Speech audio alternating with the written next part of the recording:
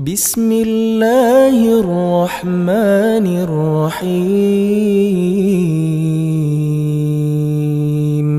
السلام عليكم ورحمة الله وبركاته.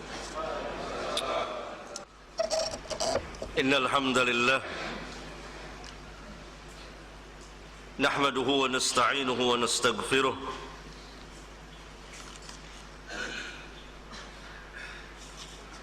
ونعوذ بالله من شرور أنفسنا ومن سيئات أعمالنا. من يهده الله فلا مضل له ومن يضلل فلا هادي له، وأشهد أن لا إله إلا الله وحده لا شريك له، وأشهد أن محمدًا عبده ورسوله. أما بعد،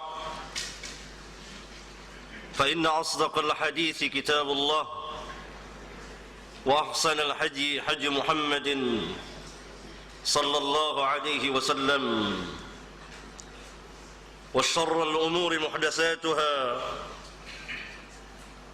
وكل محدثات بدعة، وكل بدعة ضلالة، وكل ضلالة في النار.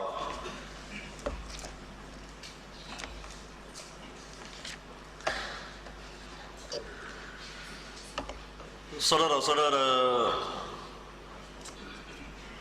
yang saya muliakan, para asatidzah, para tullabul ilm,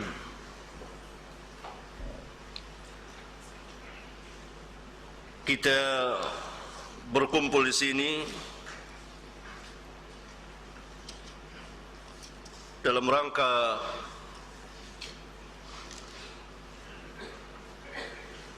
membahas permasalahan yang sangat ilmiah dan merupakan salah satu asas dalam Islam. Bahkan kita berbicara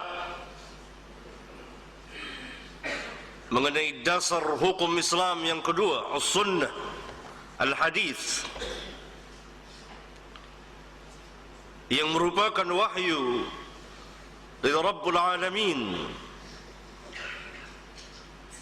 Wa ma yantiqu 'anil hawa in huwa illa wahyu yuha. Wahyu yang terjaga, terpelihara sebagaimana wahyu Al-Quran. Inna nahnu nazzalna adh-dhikra wa inna lahu lahafidhun. Wahyu yang menjelaskan wahyu Al-Quran. Wa anzalna ilayka adh-dhikra litubayyina lin-nas ma nuzila ilayhim wa la'allahum yatafakkarun. Dan kami turunkan kepadamu Al-Quran agar supaya engkau memberikan penjelasan kepada manusia apa yang diturunkan kepada mereka dari Rabb mereka. Rasulullah sallallahu alaihi wasallam pernah bersabda dalam sebuah hadis sahih yang dikeluarkan oleh Al-Imam Abu Daud, "Inni utitul kitab wa mithlahu ma'ahu." Sesungguhnya telah diberikan Alkitab kepadaku dan yang seperti Alkitab, yang turunnya bersama Alkitab, yaitu as-sunnah, al-hadis.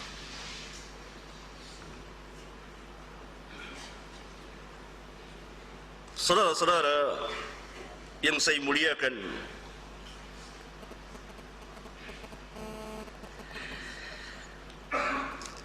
di antara kekhususan umat ini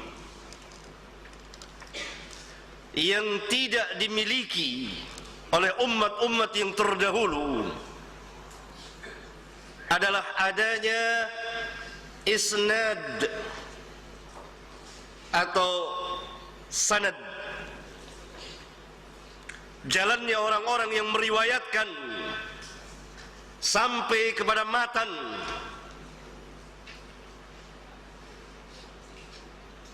yang merupakan kekhususan umat ini. Tidak ada pada umat yang lain. Oleh karena itu, para ulama kita yang dahulu mengatakan, di antaranya Abdullah bin Mubarak, seorang atba'ut tabi'in,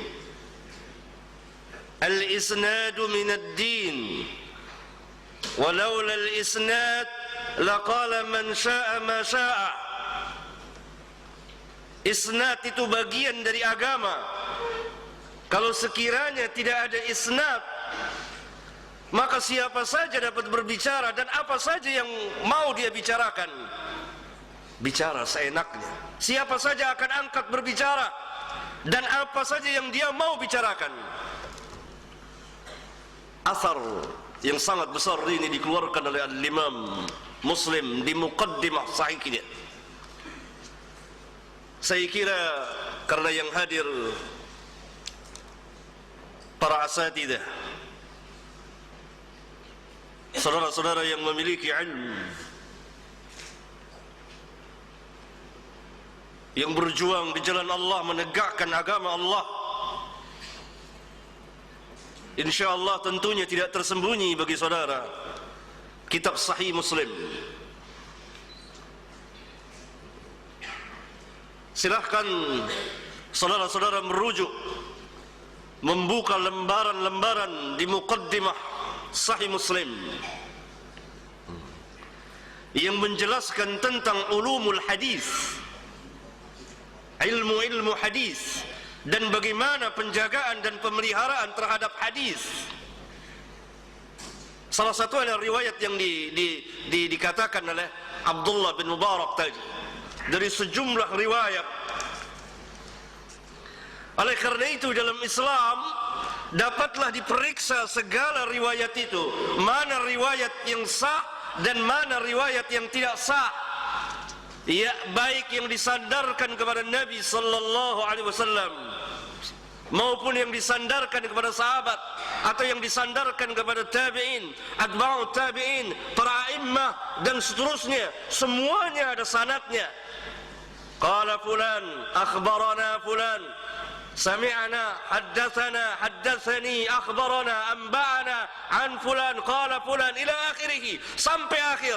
Ini namanya sanad, jalannya orang-orang yang meriwayatkan itu, yang tidak ada di agama Kristen dan di agama Yahudi dan umat-umat yang lain yang merupakan kebesaran, keistimewaan, kemuliaan, ketinggian umat ini, sehingga mereka dapat membedakan mana firman Allah dan mana sabda Rasulullah SAW, mana sabda Rasulullah SAW, mana perkataan sahabat, mana tabi'in, mana atba'ut tabi'in, dan seterusnya.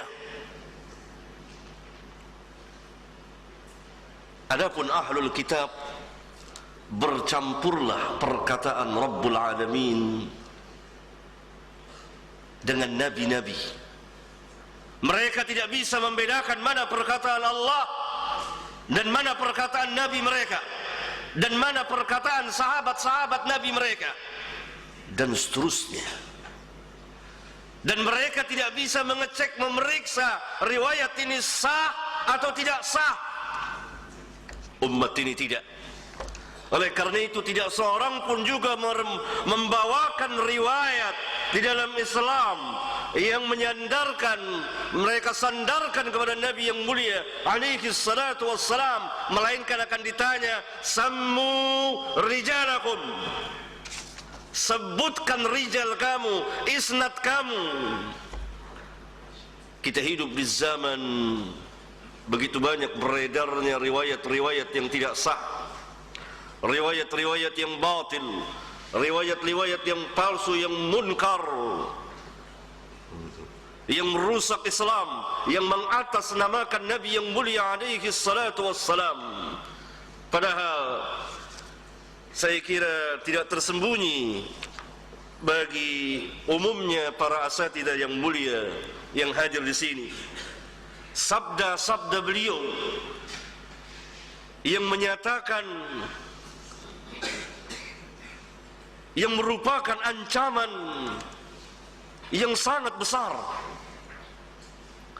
ancaman yang sangat mengerikan terhadap mereka yang berdusta dengan sengaja atas nama beliau. Beliau bersabda, hadis mutawatir diriwayatkan oleh jamaah para sahabat. Kurang lebih 200 orang sahabat meriwayatkan hadis ini. Man kadzaba alayya muta'ammidan falyatabawwa maq'adahu minan nar. Barang siapa yang sengaja berbohong atas namaku, maka silahkan mengambil tempat tinggalnya di neraka. Silahkan dia mengambil tempat tinggalnya di neraka. Hadis yang seperti ini banyak diulang-ulang oleh Rasulullah sallallahu alaihi wasallam.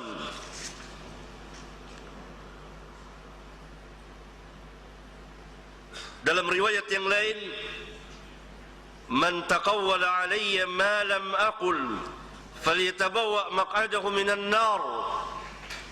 Barang siapa yang membuat-buat mengada-ngadakan perkataan atas namaku yang sama sekali tidak pernah aku ucapkan, maka hendaklah dia mengambil tempat tinggalnya di neraka.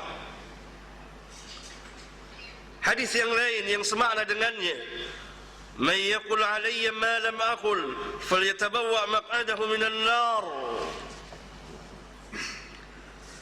Hadis yang lain,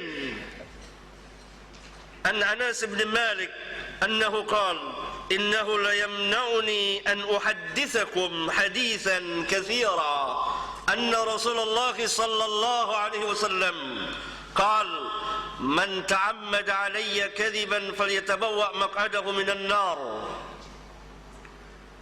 Dari Anas bin Malik, ia berkata, sesungguhnya yang menghalangiku, mencegahku untuk menceritakan atau meriwayatkan hadis-hadis yang banyak dari Rasulullah SAW kepada kamu ialah karena Rasulullah SAW telah bersabda, man ta'ammada alayya kadhiban falyatabawwa maq'adahu minan nar. Barang siapa yang sengaja berdusta atas namaku, maka hendaklah ia mengambil tempat tinggalnya di neraka. Berulang kali Rasulullah sallallahu alaihi wasallam bersabda kepada para sahabat, dan hadis ini termaktub di Bukhari dan Muslim, Ahmad dan seterusnya dari para imam ahlul hadis yang dikatakan oleh para ulama derajatnya mutawatir. Dalam riwayat yang lain yang dikeluarkan oleh Bukhari dari jalan Abdullah bin Amr bin As, qala anna an-nabiyya sallallahu alaihi wasallam qala ballighu anni walau ayah وحدثوا عن بني إسرائيل ولا حرج ومن كذب علي متعمدا فليتبوأ مقعده من النار. رواه البخاري. Dari Abdullah bin Amr, dia berkata, sesungguhnya Nabi sallallahu alaihi wasallam telah bersabda, ballighu anni walau ayah. Hadis yang mulia ini biasa dipotong oleh kita sampai di sini. Padahal hadis ini ada lanjutannya. Bagian awal terkait dengan yang akhir. Sampaikan dariku, tapi yang sah dariku, bukan yang dusta dariku, bukan yang dusta atas namaku. Ballighu anni walau ayah wa hadithu an Bani Israel wala haraj. Ceritakan tentang Bani Israel, tidak mengapa. Dan barang siapa yang berdusta atas namaku dengan sengaja, maka hendaklah dia mengambil tempat tinggalnya di neraka. Dikeluarkan oleh Bukhari dan lain-lain. Hadis yang lain dari jalan Mughirah bin Syu'bah radhiyallahu anhu qala, sami'tu an-nabiy sallallahu alaihi wasallam yaqul, inna kadhiban 'alayya laysa ka kadhibin 'ala ahadin, faman kadhaba 'alayya muta'ammidan falyatabawwa' maq'adahu minan nar. Dari Mughirah radhiyallahu anhu, dia berkata, saya pernah mendengar Nabi sallallahu alaihi wasallam bersabda, sesungguhnya berdusta atasku tidak sama dengan berdusta kepada orang lain.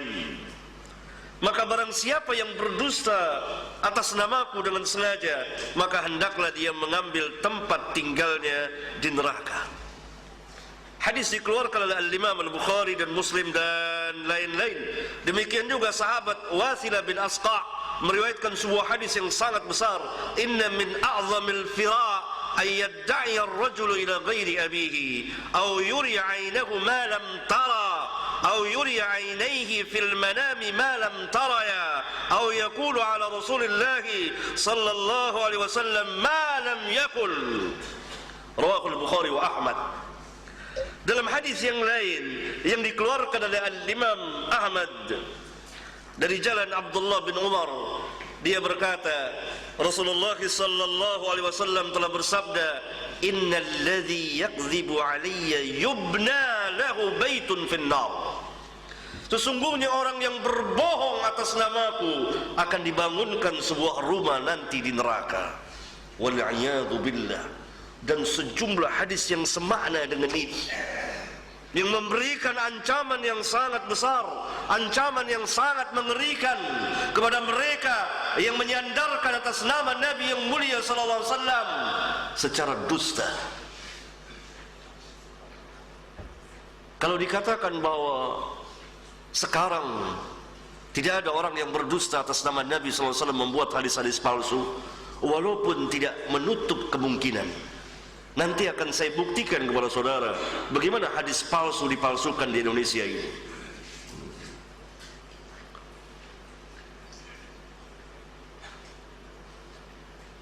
Tetapi yang membawakan, menyampaikan riwayat-riwayat yang palsu itu banyak sekali.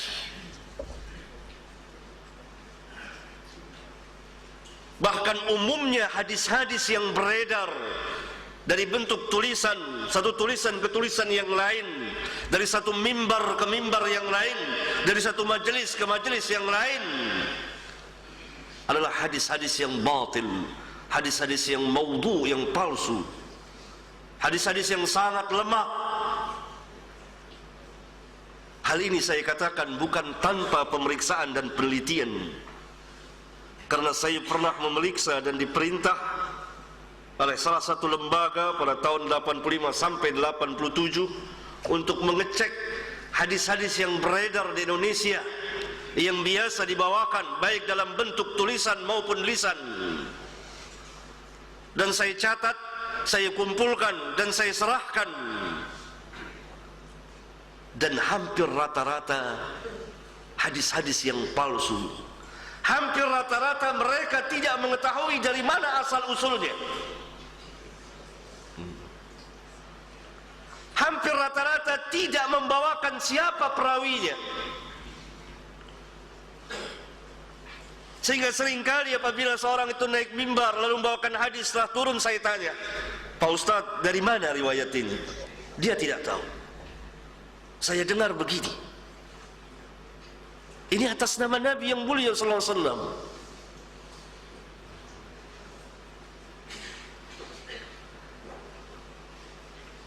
Nah, mereka yang membawakan hadis-hadis palsu ini bukan untuk memberikan penjelasan, terkena ancaman yang sangat besar. Itu sabda Rasulullah SAW yang dikeluarkan oleh Imam Muslim dan lain-lain dari jalan beberapa orang sahabat. Beliau pernah bersabda, "Man haddatsa anni wa fi riwayatin man rawa anni bi haditsin yura wa fi labdin yara annahu kadhibun fa huwa ahadul kadhibin wa fi labdin al-kadhibain."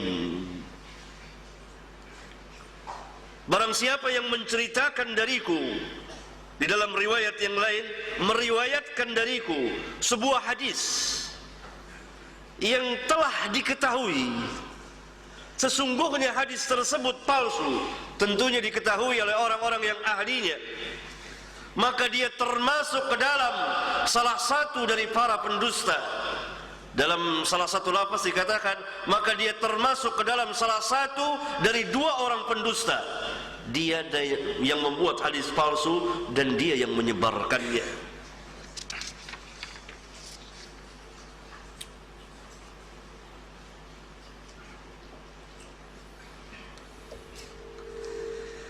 Al-Imam Ibn Hibban rahimahullah ta'ala di kitabnya Al-Mujruhin Ad-Du'afa yang menjelaskan rawi-rawi yang dhaif, dia mengatakan yang maknanya seperti ini. Di dalam hadis ini, hadis yang baru saja saya bacakan tadi, terdapat dalil tentang sahnya apa yang telah kami terangkan, itu bahwa seseorang yang menceritakan hadis yang tidak sah datangnya dari Nabi sallallahu alaihi wasallam, apa saja hadis yang diada-adakan orang atas nama beliau sedangkan dia mengetahuinya, maka dia termasuk salah seorang dari para pendusta.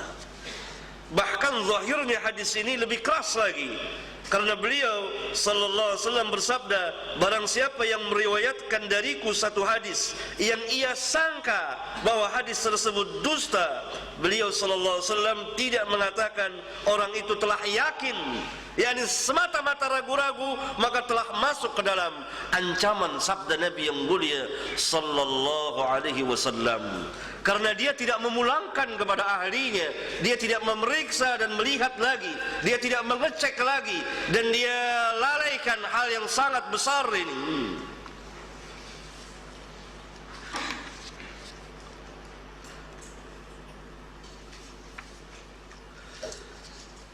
Saudara-saudara yang saya muliakan,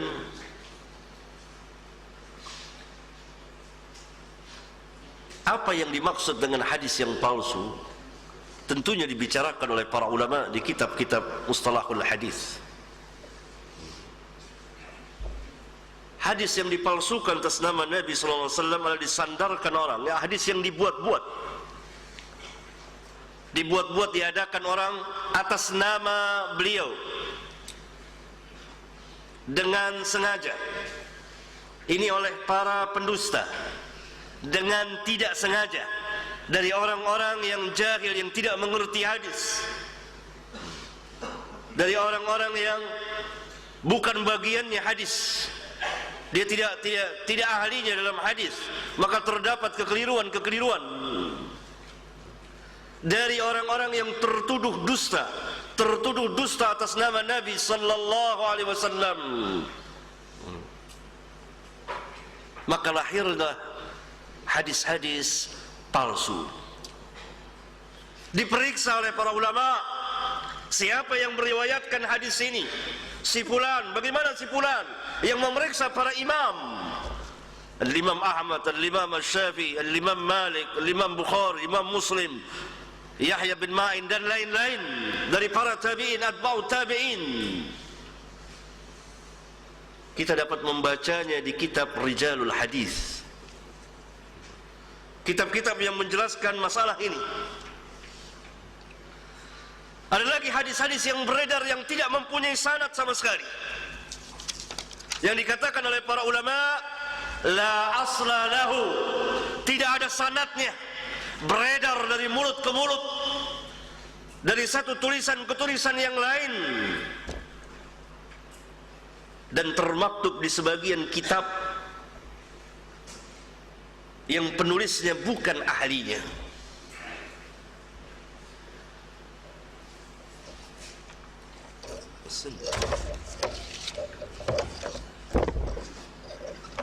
Ininya kurang panjang.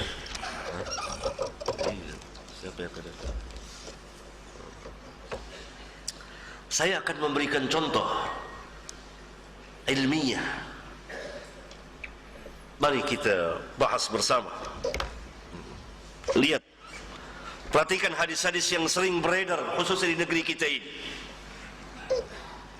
Tapi hadis ini tidak ada asal usulnya, tidak mempunyai sanad sama sekali, sehingga masuk dalam kelompok hadis-hadis palsu, dusta atas nama Nabi yang mulia alaihi salatu wassalam.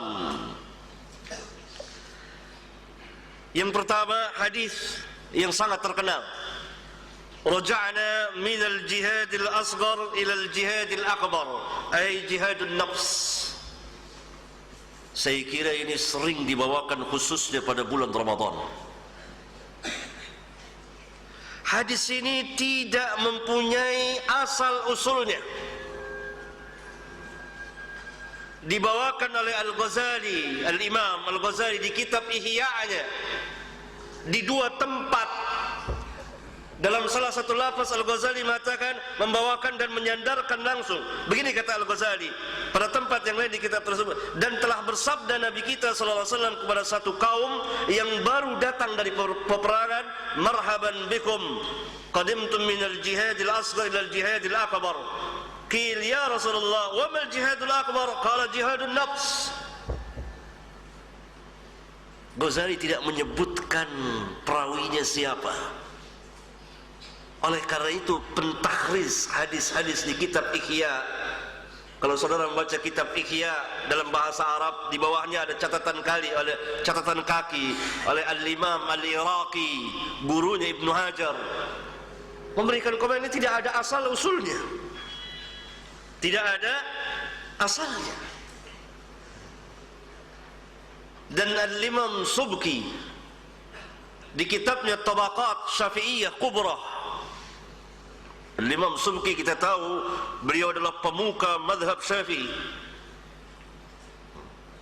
bahkan berada dalam kejumutan dalam sebagian pembahasannya, telah mengkoreksi kitab Ihya, dan beliau katakan terdapat 900 hadis lebih yang tidak ada asal usulnya di kitab Ihya. Silakan merujuk ke kitab Tabaqat Syafi'iyah Kubra yang dikarang oleh Imam Subki.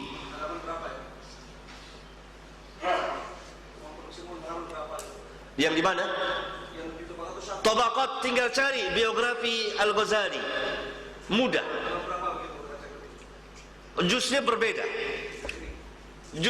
tapi sangat mudah untuk mengecek. Saudara ngecek, tahukah saudara kitab Tabaqat Syafi'iyah Kubra? Nah, ini menjelaskan tentang biografi Rijal Syafi'iyah.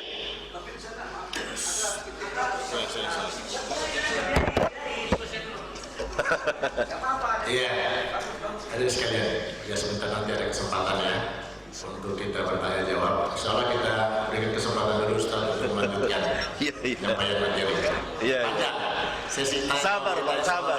Sabar. Kita bahas. Wah, karena hal itu memang tidak perlu ditanyakan, sangat sahal, sangat mudah sekali.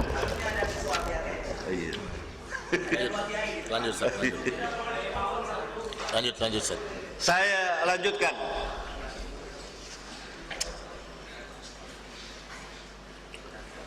Tetapi Al-Ghazali seorang jujur. Dia mengatakan di kitabnya Qanun Ta'wil,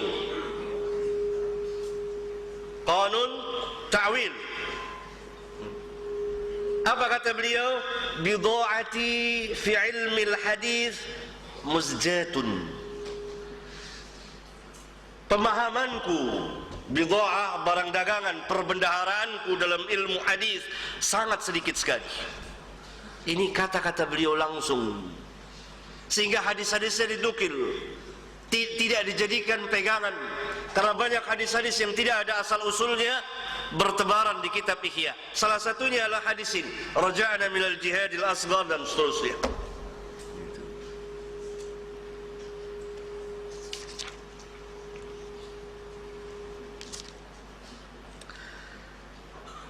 Contoh yang lain, hadis yang kedua dan ketiga, yang tidak juga ada asal usulnya tapi sering dibawakan, itu Al-Fatihah lima quri'at lahu, dan Yasin lima quri'at lahu. Surat Al-Fatihah itu tergantung niatnya untuk apa dia dibaca. Surat Yasin itu tergantung niatnya untuk apa dia dibaca. Dijelaskan oleh para ulama, di antaranya oleh Al-Imam As-Sakhawi di kitabnya Maqasidul Hasanah, bahwa hadis ini tidak mempunyai asal usul. Al-Imam As-Sakhawi saya kira ma'ruf, kitabnya Maqasidul Hasanah menjelaskan hadis-hadis yang beredar yang sangat masyhur. Sebagiannya sahih, sebagiannya hasan, sebagiannya dhaif, sebagian lagi tidak ada asal usulnya.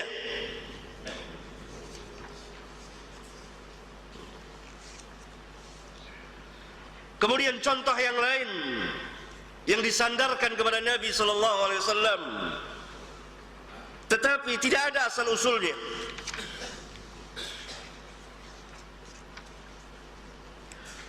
Ulama'u ummati ka'anbiya'i Bani Israel. Ulama umatku seperti nabi-nabi dari Bani Israel. hadis ini tidak mempunyai asal usul, sebagaimana dijelaskan oleh Syekh Muhammad Nasiruddin Albani rahimahullah taala di kitabnya Silsilah Dhaifah.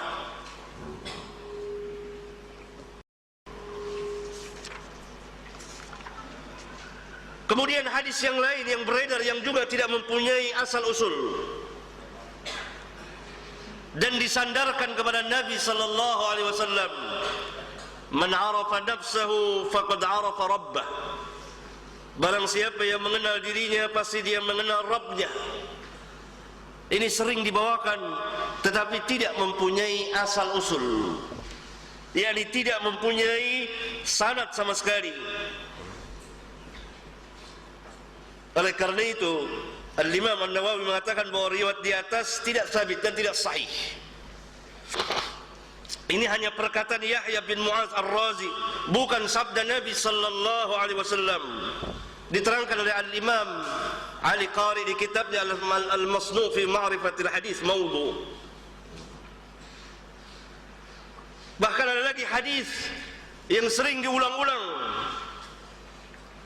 hubbul watan minal iman, cinta tanah air sebagian dari iman, juga tidak ada asal usulnya.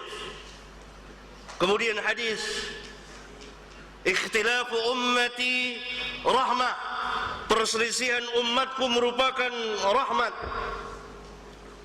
Tidak ada asal usulnya hadis ini. Dan Al-Imam As-Suyuti mengatakan bahwa dia tidak menemukan sanadnya sama sekali. Dan Al-Imam As-Subki mengatakan tidak ma'ruf di sisi ahli hadis. Dan aku tidak mendapatkan sanadnya, baik yang sahih, dhaif maupun yang maudhu'. Dikatakan oleh Al-Imam Al-Munawi dalam mensyarahkan kitab Al-Jami' As-Saghir, yaitu Faidul Qadir,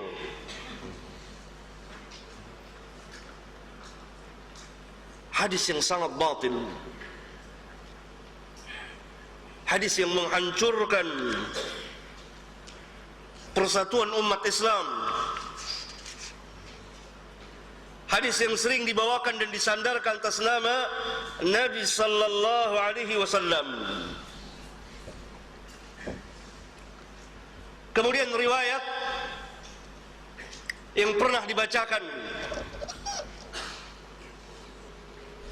di salah satu mimbar agama TVRI pada tanggal 21 bulan 6 tahun 1990. Riwayat itu berbunyi seperti ini. Seorang sahabat bertanya kepada Nabi sallallahu alaihi wasallam, "Ya Rasulullah, aina Allah?" Wahai Rasulullah, aina Allah, di mana Allah? Fis samai atau am, dia mengatakan fil ard. Dijawab fi qulubil mu'minin. Fi qulubil mu'minin. Ini saya dengar langsung dan saya catat. Dan hadis ini tidak mempunyai asal usul, barangkali dipalsukan di Indonesia dan bertentangan dengan hadis sahih yang dikeluarkan oleh Al-Imam Muslim di kitab sahihnya, kemudian oleh Al-Imam Malik dan lain-lain. Ketika Rasulullah sallallahu alaihi wasallam bersabda, bertanya kepada seorang budak perempuan, faqala laha aina Allah? Qalat fis sama'. Qala man ana? Qalat anta Rasulullah. Qala a'tiqha fa innaha mu'minah. Ini hadis yang sangat besar, sahih. Beliau bertanya kepada seorang budak perempuan, di mana Allah? Budak perempuan itu menjawab, fis sama', di langit, di atas langit. Sebagaimana Rabbuna berfirman, Ar-Rahman walal arsy istawa. Kemudian beliau bertanya, siapa saya? Budak perempuan itu menjawab, engkau adalah Rasulullah. Maka beliau mengatakan, merdekakan dia, sesungguhnya dia seorang wanita mukminah. Kemudian hadis lain lagi yang tidak ada asal usulnya, ajjilu bis salati qabla al-fauti wa ajjilu bit taubati qabla al-maut. Disandarkan atas nama Nabi yang mulia sallallahu alaihi wasallam. Padahal para ulama di antaranya Al-Imam As-Sadani di kitabnya Al-Mawdu'at nomor 34 mengatakan hadis ini maudhu' la asla lahu, tidak ada asal usulnya.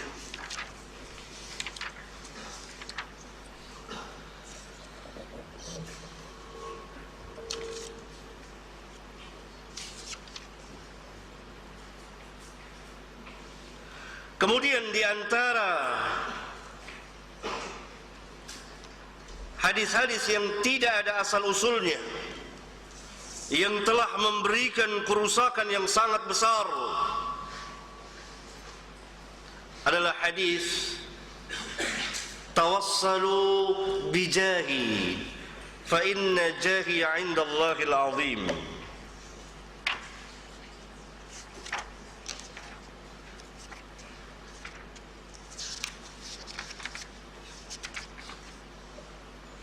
Tawassalu bijahi fa inna jahi 'inda Allahi 'azim. Bertawassullah dengan kebesaranku, sesungguhnya kebesaranku di sisi Allah sangat besar. Disandarkan atas nama Nabi sallallahu alaihi wasallam, padahal Nabi sallallahu alaihi wasallam tidak pernah mengucapkannya sama sekali. Dan dimasukkan oleh para ulama ke dalam hadis-hadis yang la asla lahu. Tidak syak lagi bagi seorang mukmin bahwa Nabi memiliki kebesaran di sisi Allah. Nabi dimuliakan oleh Allah. Tetapi hadis ini, riwayat ini dipalsukan adalah agar mereka menganjurkan mereka meminta kepada Allah dengan perantara Nabi yang mulia sallallahu alaihi wasallam sesudah Nabi sallallahu alaihi wasallam wafat. Maka dibuatlah hadis-hadis palsu yang demikian banyak sekali, sehingga timbullah kesyirikan yang besar, syirkul akbar, meminta kepada Allah dengan perantara Nabi sallallahu alaihi wasallam yang telah wafat, yang tidak pernah dilakukan dan dikerjakan oleh para sahabat dan kaum mukminin. Maka lahirlah hadis-hadis palsu. Salah satunya yang membuat kerusakan adalah hadis ini, yang dikatakan oleh para ulama la aslahu, dia tidak mempunyai sanad.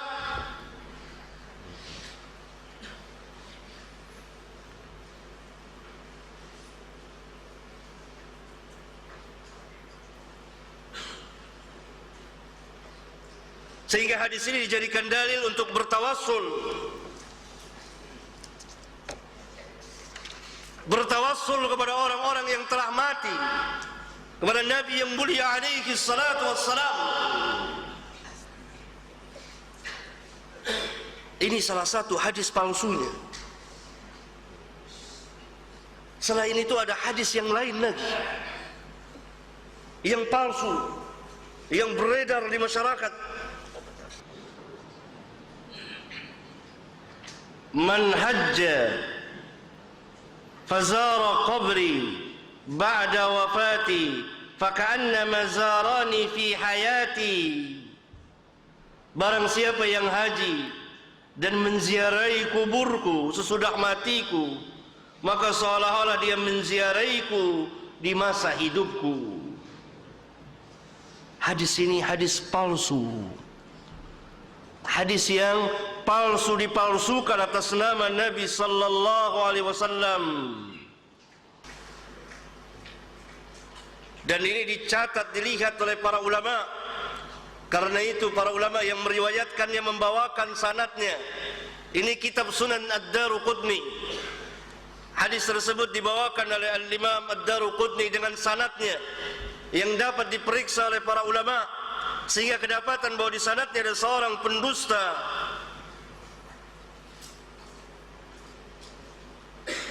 dan rawi-rawi yang dhaif.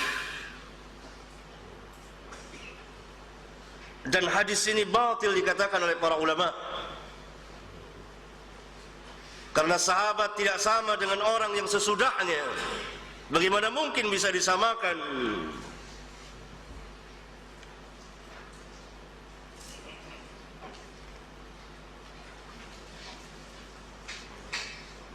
Kemudian datang lagi sebuah hadis, man zara qabri wajabat lahu syafa'ati. Barang siapa yang menziarahi kuburku, maka dia berhak mendapat syafaat. Hadis ini lemah, sangat lemah, bahkan sebagian ulama mengatakan masuk dalam hadis-hadis maudhu, hadis-hadis yang tidak sah datangnya dari Rasulullah sallallahu alaihi wa alihi wasallam. Hadis-hadis yang menjelaskan tentang ziarah, keutamaan menziarahi kubur beliau secara khusus, semuanya tidak ada yang sah kecuali hadis-hadis yang bersifat umum. Tidak ada seorang pun ulama yang tidak membolehkan untuk menziarahi kubur beliau, bahkan disukai. Tetapi apabila melanggar syariat, mengadakan perjalanan ziarah, langsung mengadakan safar, maka bertentangan, dan lahirlah hadis-hadis palsu ini yang dibuat orang. Dan di sanadnya ada seorang orang-orang pendusta, orang-orang yang lemah, diperiksa oleh para ulama.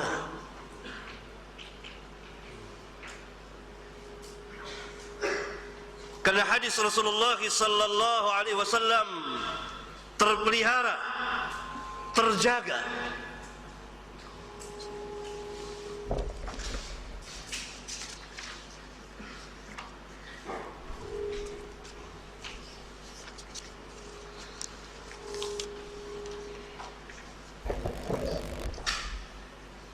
Seperti hadis yang sering dibawakan,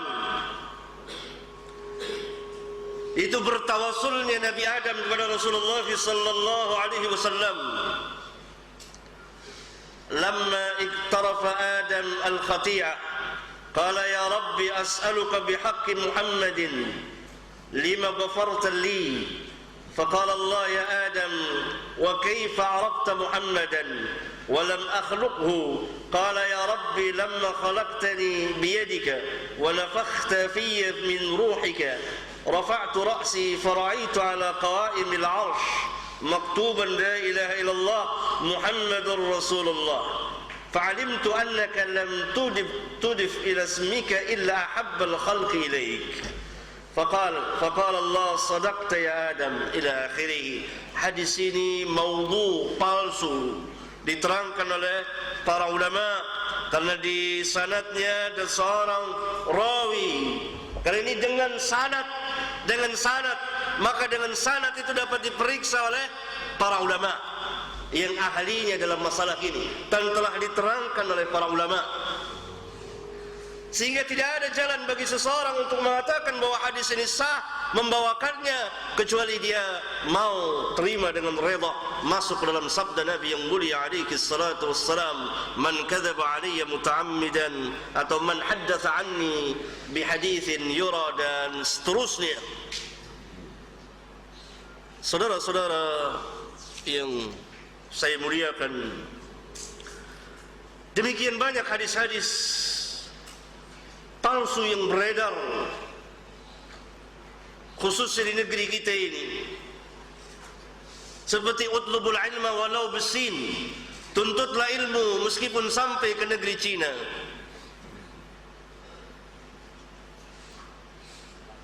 Ini hadis lemah, bahkan dikatakan sangat lemah dan sampai kepada derajat maudhu. Padahal ini sangat masyhur sekali dan sering dibawakan, dan pembawanya tidak tahu kalau ditanya siapa perawinya, dari mana dia mengutipnya, apalagi ditanya bagaimana isnadnya. Karena untuk mengetahui isnadnya harus diketahui siapa perawinya. Oh, diriwayatkan oleh Imam Fulan, maka diambil kitabnya, diperiksa, dilihat sanadnya, kemudian dilihat keterangan para ulama. Ada lagi hadis yang beredar, "Lau ya'lamul ibad ma fi Ramadan." Kalau sekiranya hamba itu mengetahui apa yang ada di bulan Ramadan, niscaya mereka akan menginginkan seluruh bulan-bulan Ramadan. Ini hadis palsu. Hadis palsu.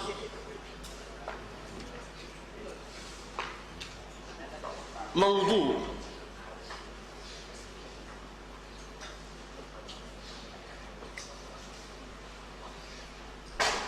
Ada lagi hadis yang batil, ana khatamun nabiyyin la nabiyya ba'di illa an yasha Allah. Saya adalah penutup para nabi, tidak ada nabi sesudahku. Ini hadis mutawatir sampai di sini. Kemudian kaum zindiq memberikan tambahan, illa ayyasha Allah, kecuali kalau Allah mau. Tambahan illa ayyasha Allah buatan kaum zindiq. Yang mutawatir adalah la nabiyya ba'di, tidak ada nabi setelahku.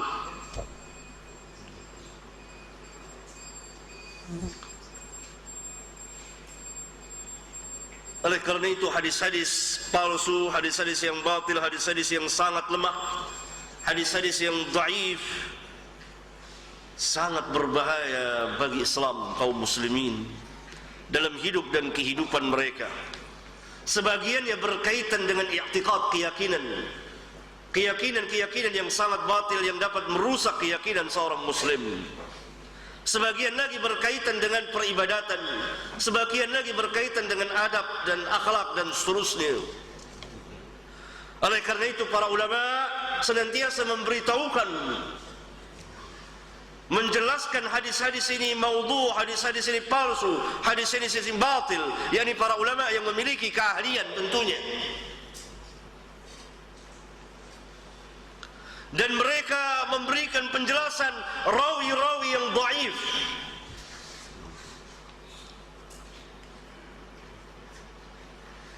sehingga jelas dan terang, semuanya demi membela, mempertahankan, membela nama Nabi yang mulia sallallahu alaihi wasallam, membela sunnah beliau, menjaga kehormatan beliau.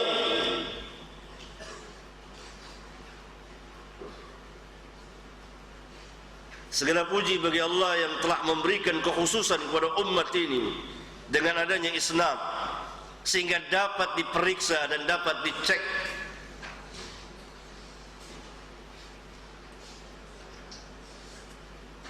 Nah, kesalahan-kesalahan yang terjadi adalah pertama tadi, membawakan riwayat-riwayat yang tidak ada asal usulnya, membawakan riwayat-riwayat yang maudhu, yang palsu, membawakan riwayat-riwayat yang sangat lemah, yang batil.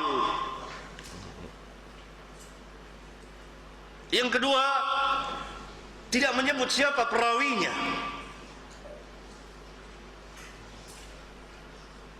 Ada riwayat yang beredar yang kita tidak tahu, perlu dicek, perlu dilihat, perlu diperiksa. Yang ketiga, tidak memulangkan kepada kitab aslinya, asalnya, dan tidak memulangkan kepada ahlinya untuk diperiksa.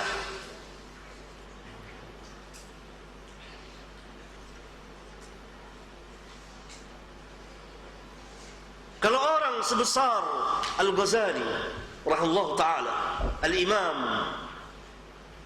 mengakui dengan kejujurannya bahwa dia bukan ahlul hadis, bagaimana dengan orang-orang yang di bawahnya? Bid'ati fi ilmi al-hadis musjatun, pemahamanku, perbendaharaan ilmiahku dalam ilmu hadis sangat sedikit sekali.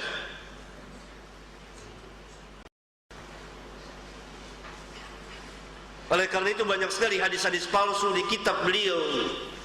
Hadis-hadis tentang nisfu Sa'ban, semuanya palsu kata ulama.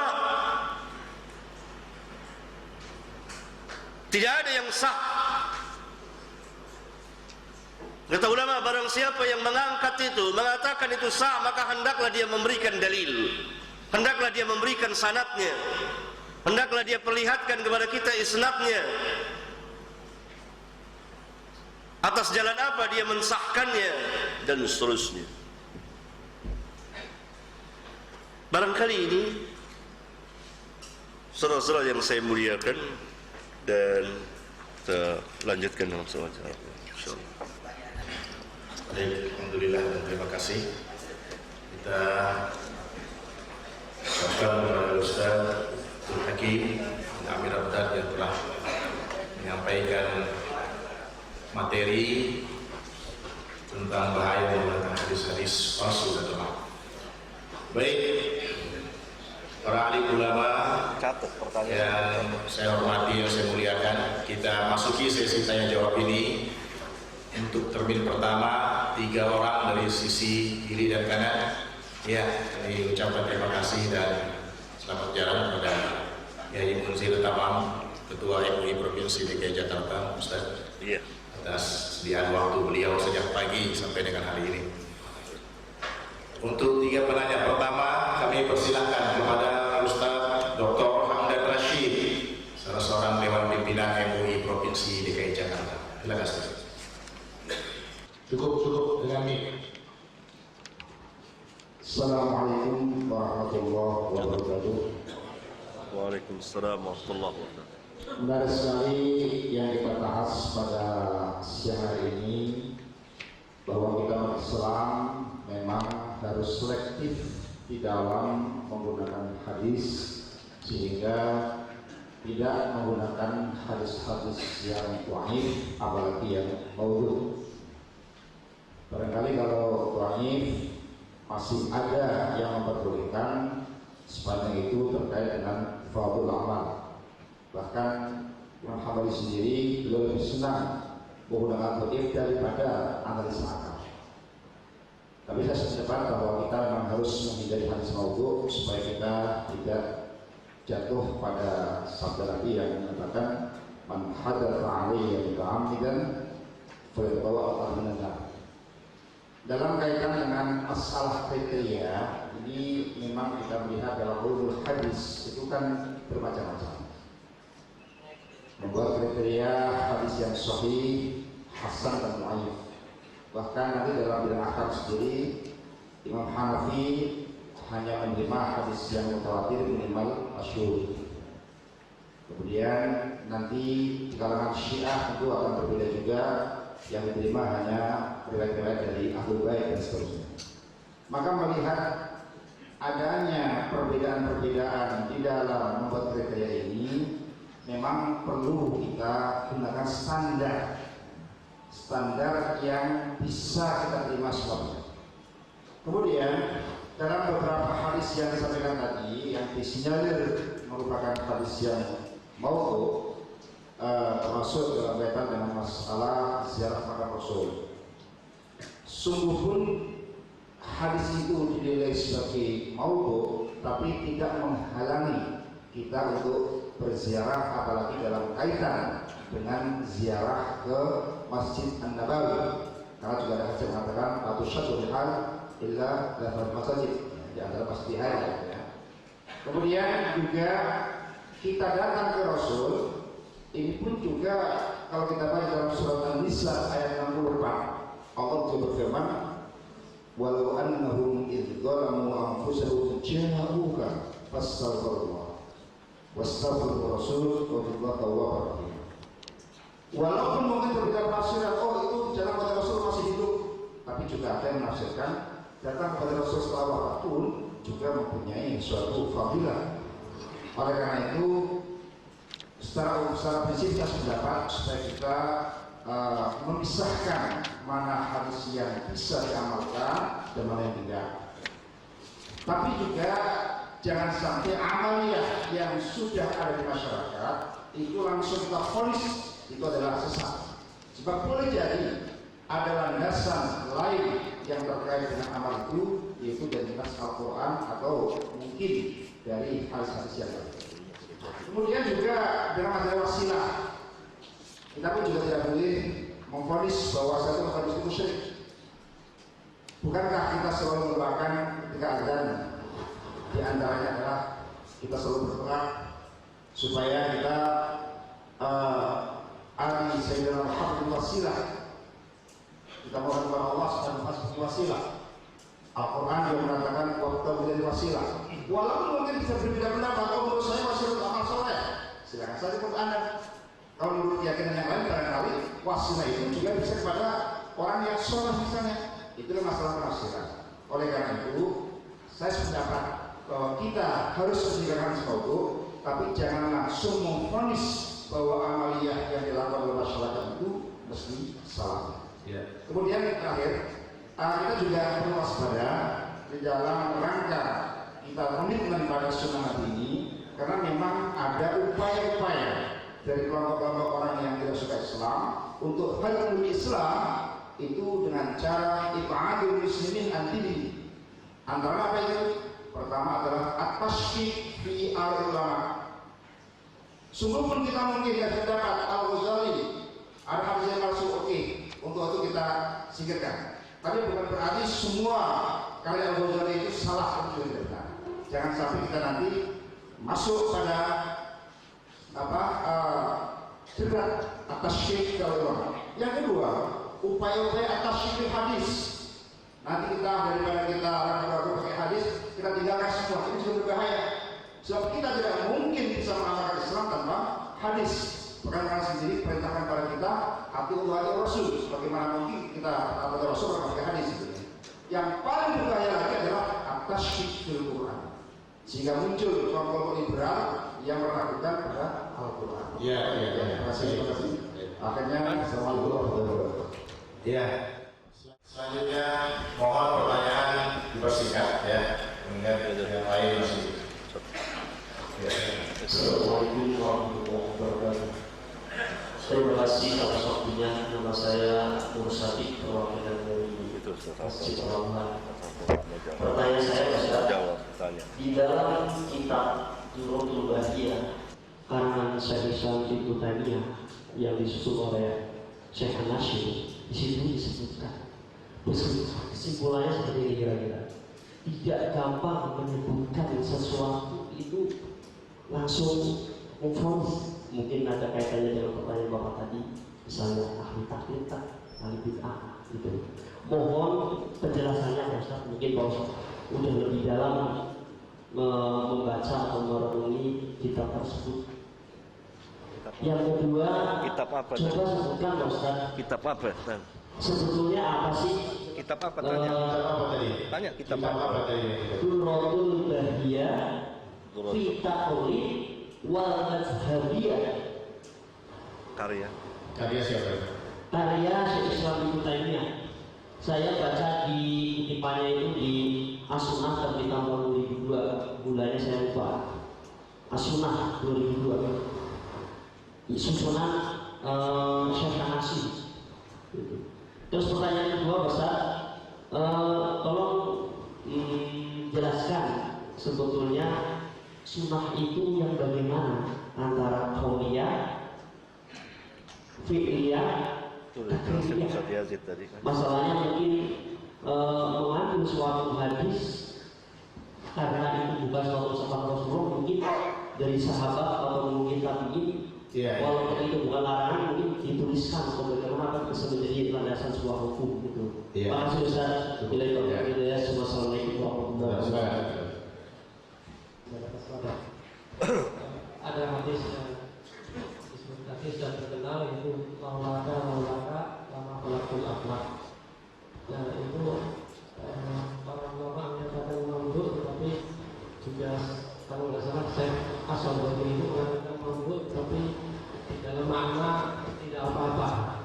Nah ini bagaimana dan juga kaitannya dengan keyakinan Nur Muhammad bagaimana? Terima kasih. Assalamualaikum warahmatullahi wabarakatuh. Ya. Yang belum.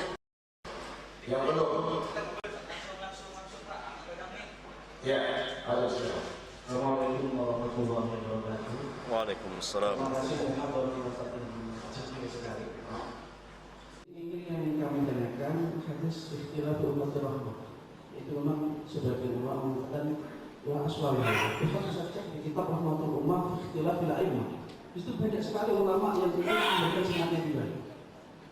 Rahmatul Ummah ikhtilaf bil a'immah. Jadi kita kan kalau ada ulama yang mengatakan ada yang dari kelas kita nggak boleh fonis ada begitu kan? Dan begitu.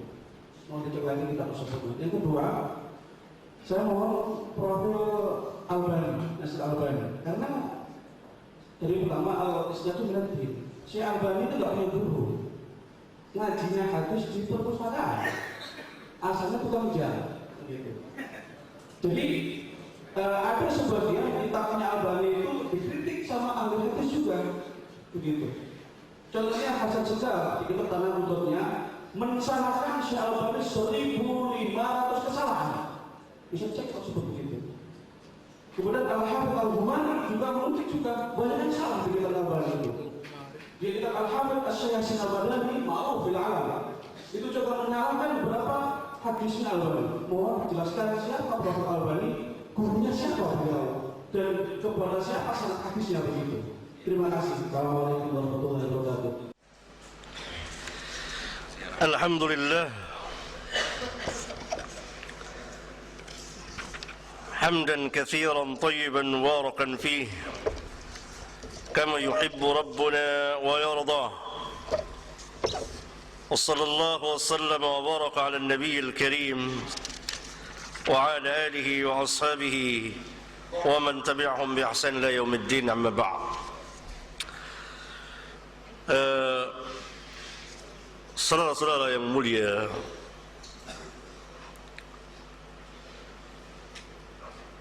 sebagian dari apa yang saya jelaskan saudara dapat memahaminya, saya kira insyaallah. Sebagian lagi tidak paham, sehingga kita tidak masuk langsung ke fokus tema maudhu.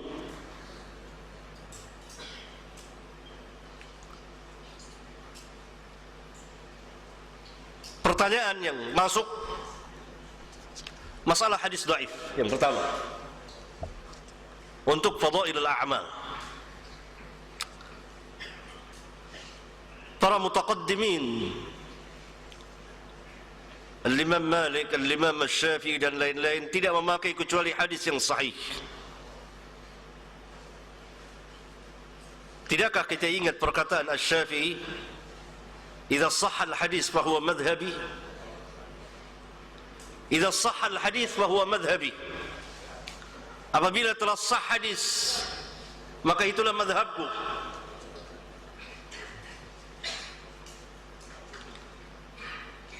yakni tidak menjadi mazhab beliau hadis-hadis yang dhaif, apalagi maudhu.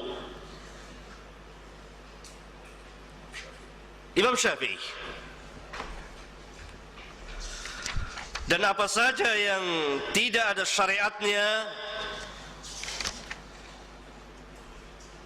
kemudian dianggap baik oleh manusia,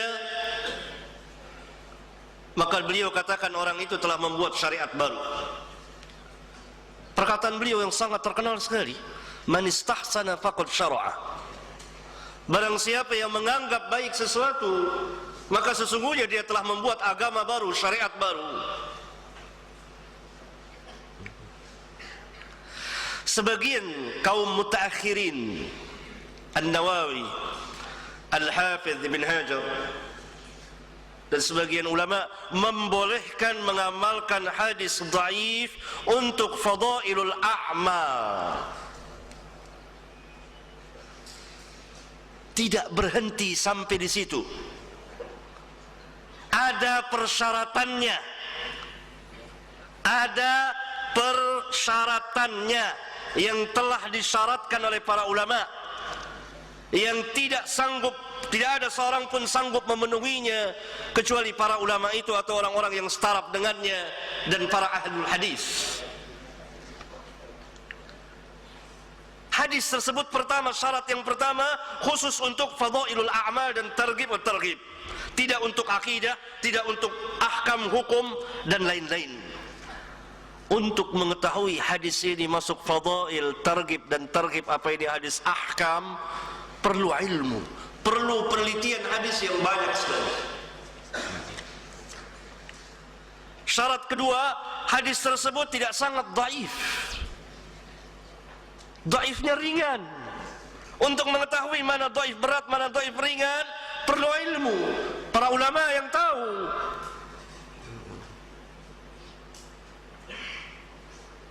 Syarat yang ketiga, hadis tersebut tidak boleh diyakini sebagai sabda Nabi sallallahu alaihi wasallam agar supaya tidak terkena ancaman beliau sallallahu alaihi wasallam.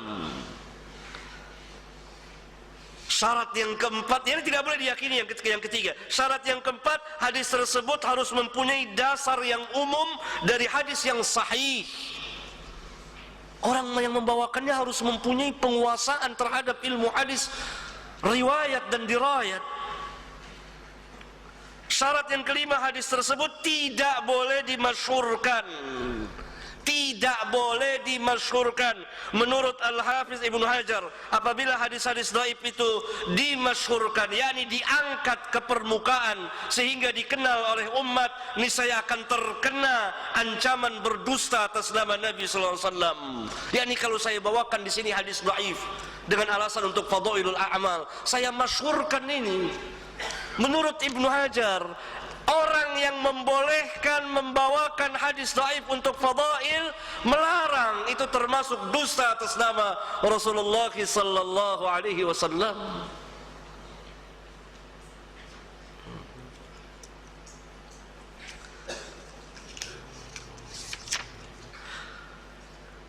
Syarat yang keenam, kewajiban memberikan bayan, penjelasan bahwa hadis tersebut dhaif.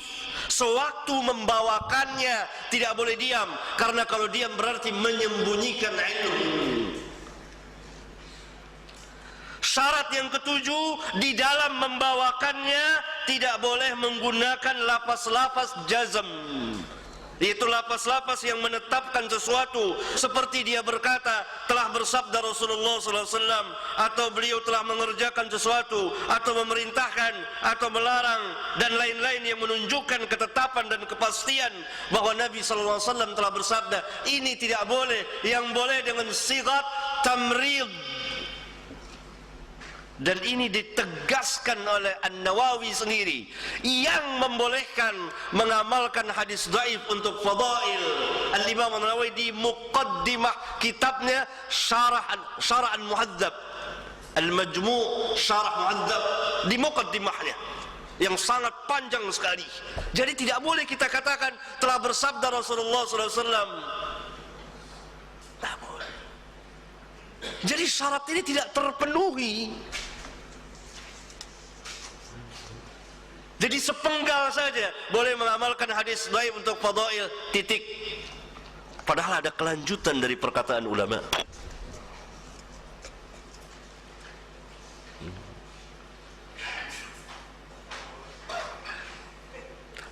Para ulama dalam menentukan standarnya adalah ilmu hadis yang telah disepakati oleh para ulama untuk menentukan kesahan dan ketidaksahan hadis ini. Misal mereka mengatakan hadis yang sahih adalah hadis yang bersambung sanadnya, berarti harus ada sanadnya, yang rawi-rawinya thiqat, yang tidak ada syadz, tidak ada ilat qadihah, disepakati oleh para ulama. Hadis yang hasan yang berkurang dari itu, atau ada jalan yang lain. Hadis yang dhaif demikian. Hadis yang maudhu pun dijelaskan. Sangat mudah kita membacanya di kitab-kitab mustalah. Bacalah kitab Nukhbatul Fikr atau Syarah Nukhbatul Fikr oleh Al-Hafiz Ibn Hajar, atau kitab At-Taqrib oleh An-Nawawi, ringkasan dari Ulumul Hadis oleh Ibnu Salah. Disepakati, tidak ada ngambang, tidak ada keraguan, jelas, nyata, terang, kecuali dengan Syiah Rafidhah, karena hadis menurut mereka berbeda dengan hadis menurut kita. Tidak mungkin disepakati, tidak mungkin disamakan. Syiah telah membuat hadis palsu sebanyak 300.000 hadis palsu. Itu yang diketahui. Tahukah saudara hadis menurut Syiah itu menurut mana? Dari jalan Ahlul Bait? Bukan. Ahlul Bait berlepas diri dari Syiah dan Rafidhah. Hadis menurut Syiah kepada imam mereka, tentang imam mereka, mereka pun berselisih. Taruhlah Syiah yang 12 kepada imam yang 12. Siapa saja hadis sampai kepada salah satu imam, maka bisa disandarkan kepada Nabi, bisa disandarkan kepada Allah Tabaraka wa Ta'ala. Berbeda jauh sekali.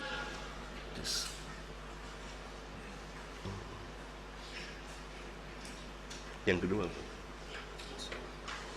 kemudian dalam menjelaskan penjelasan kita hadis-hadis dhaif, hadis-hadis maudhu, Salah satu amal yang munkar itu, terbitnya bid'ah itu, terbitnya kemungkaran, terbitnya kesyirikan, disebabkan salah satu adalah munculnya, lahirnya dari hadis-hadis palsu.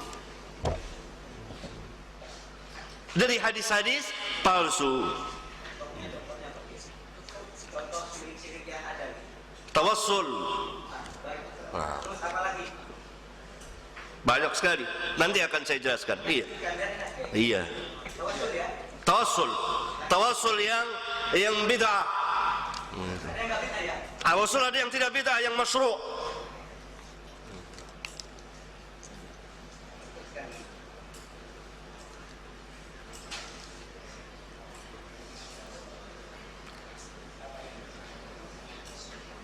Jadi lahirlah dari hadis-hadis tersebut beberapa amal yang tidak disyariatkan. Tapi tidak berarti kalau ada amal itu disyariatkan lalu hilang amal itu, tidak sama sekali. Tapi di sini adalah untuk membersihkan nama Nabi yang mulia sallallahu alaihi wasallam. Apapun perkataan yang disandarkan kepada Nabi sallallahu alaihi wasallam maka harus dibersihkan. Ini bukan sabda Rasulullah sallallahu alaihi wasallam. Walaupun perkataan itu memang ada, tapi ini penyandaran kepada Nabi sallallahu alaihi wasallam. Ini yang harus kita pahami. Apa saja yang orang sandarkan atas nama Nabi sallallahu alaihi wasallam dan itu bukan dari Nabi sallallahu alaihi wasallam, harus kita katakan hadisnya maudhu. Tidak berarti misalnya ziarah kubur masyru', disyariatkan secara umum. Tapi hadis tadi manzara qabri ini kan disandarkan kepada Nabi SAW. Nabi SAW tidak pernah bersabda seperti ini dan hadisnya palsu. Ini yang harus kita pilahkan, kita pisahkan. Kalau tidak maka akan bercampur nanti antara yang satu dengan yang lainnya. Terus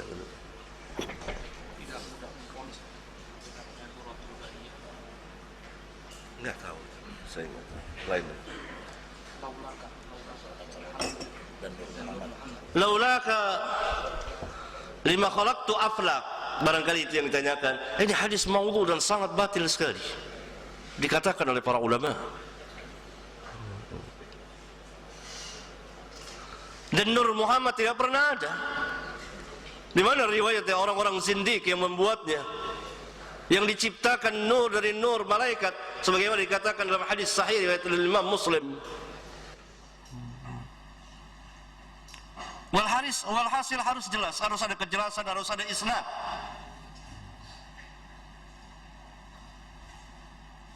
Iya. Ikhtilaf ummati rahmah. Hadisnya maudhu, hadisnya la aslahu, tidak ada asal usulnya dan ulama tidak pernah berselisih tentang itu. Maaf barangkali saudara tidak paham antara perselisihan ulama dengan hadis ini. Yang kita bahas adalah hadis ini, ikhtilafu ummati rahmah. Ini bukan sabda Rasulullah SAW dan bukan hadis. Dan para ulama tidak pernah berselisih mengatakan bahwa ini la aslahu.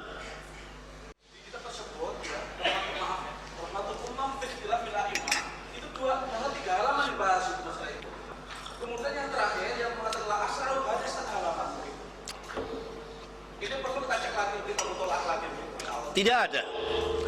Imma saudara salah baca, imma saudara tidak paham, imma pengarang itu. Karena Imam Subki mengatakan dengan tegas, saya tidak menemukan sanadnya.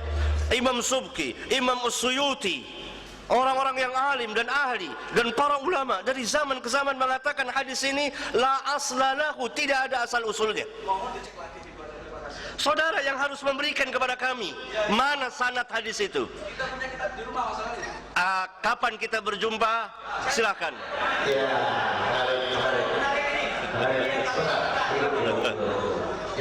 Khusus masalah hadis ini saya minta yakni isnad dari jalan hadis itu. Saya minta dan dicatat oleh jamaah. Dan kapan kita ketemu boleh? Apa ketemu santai boleh atau ketemu boleh?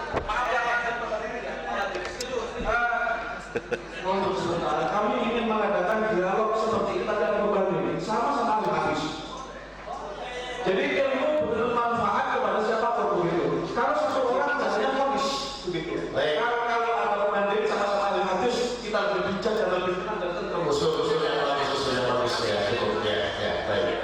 Usul terima.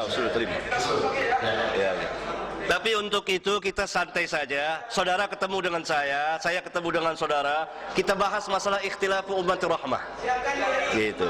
Saudara bisa datang kepada saya kapan waktu kita ketemu. Santai saja. Yang saya mau lihat sanadnya. Ya.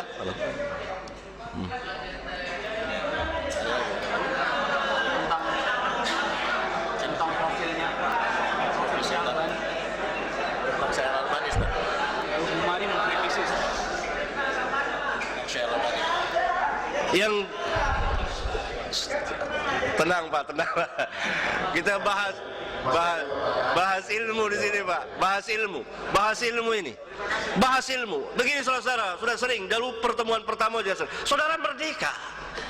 Saudara bebas, hurriyah. Saya mengungkapkan di sini, saya membahas soal saudara setuju nggak setuju, itu hak saudara. Gitu. Tidak ada paksaan dan dengan kepala dingin, tenang saja, hal biasa ini terjadi. Itu hal biasa, ya kan? Iya.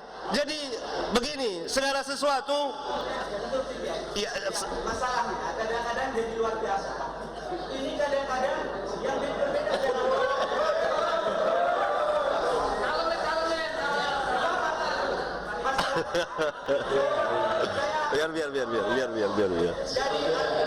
biar.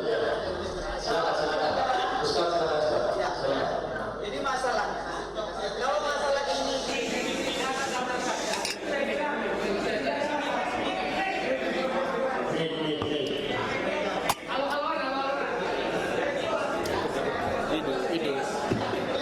Ya, kalau tidak ada begini kan nggak ramai. Ya, kita diskusi. Kalau nggak ada saya di sini nggak ramai. Kenapa? Yang pertama, saya sampaikan. Saya mulai tadi ingin menyampaikan dalam forum ini memang harus ada simpati. Satu. Kemudian yang kedua, hal-hal yang terkait dengan masalah takfir dan mensyirikkan umat itu hati-hati. Saya kira itu. Sekira saya potong, saudara potong saya potong lagi. Iya, biasa aja, santai. Biasa. Jadi ini juga kesalahpaham. Antara perbuatan syirik, al-fi'lu dan fa'il itu berbeda. Saya katakan perbuatan ini syirik, tidak langsung memponis orangnya, karena barangkali orangnya belum tahu. Seperti saudara membawakan hadis maudhu. Ini hadis maudhu, ini hadis palsu. Saudara belum tahu, tidak langsung diponis saudaranya. Demikian juga perbuatan tawassul menurut i'tiqad saya, keyakinan yang saya yakini, ini syirkul akbar. Sebagaimana meminta-minta kepada Allah dengan perantara orang-orang yang telah mati, syirik besar. Tunggu dulu. Iya, saya tahu. Nih, begini. Dia perbuatan itu syirik, perbuatan itu bid'ah dilakukan oleh orang. Ada kalanya orang itu terkena sanksi kalau dia sudah tahu, sudah tegak hujjah. Kalau belum tahu, seperti umumnya masyarakat kita sekarang ini, itu tidak tahu atau belum tahu, atau di kepalanya masih ada syubhat seperti saudara, itu masih diberi uzur. Gitu. Yang lain. Baik. Masih ada kesempatan buat yang lain. Apa pertanyaannya?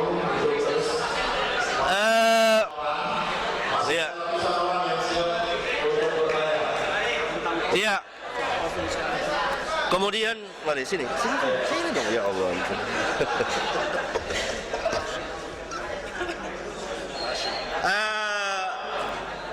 Pembicaraan mengenai Syekh Albani,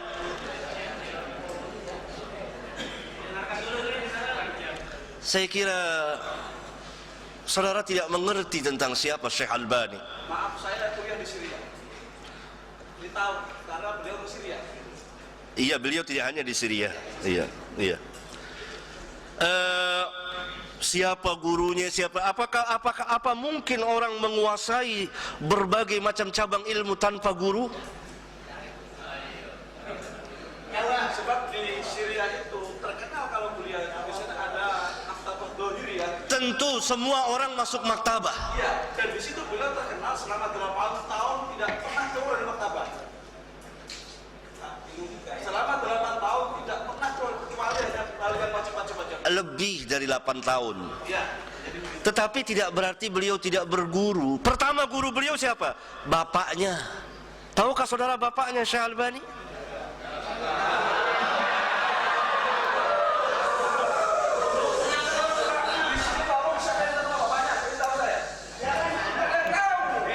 Nah, saya mau jelaskan enggak? Yang lain diam, sila duduk. Saya sekarang mau jawab sekarang. Saya mau jawab apa yang saudara katakan sangat besar sekali. Saudara bertanggung jawab dunia akhirat. Mengatakan begitu terhadap Syekh Albani. Sebagaimana hadis Rasulullah SAW dalam sebuah hadis sahih, man qala fi mu'minin ma laysa minhu asqalallahu adghatal khabar. Barang siapa yang mengatakan terhadap seorang mukmin apa yang tidak ada padanya, maka Allah akan tempatkan dia di radghatal khabal. Saya akan jawab. Tenang, tadi saudara sudah punya hak untuk bicara. Kalau kapan saya akan menjawab? Gitu. Iya kan? Itu. Saya akan memberikan jawaban. Itu. Jadi Syekh Albani gurunya banyak. Pertama satu saya tunjukkan bapaknya seorang ulama, seorang alim, belajar dengan bapaknya, belajar membaca kitab-kitab fikih dan lain sebagainya. Kemudian beberapa ulama dan beliau mendapat ijazah. Saudara baca di kitab biografi beliau, jelas nyata terang yang ditulis dan atas persaksian beliau.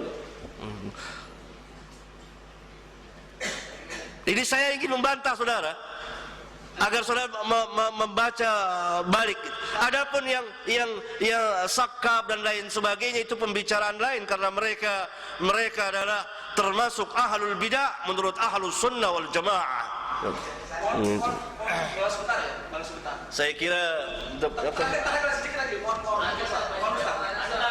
nanti kita ketemu duduk berdua, terima kasih lebih panjang. Kalau enggak kasihan saudara-saudara yang lain.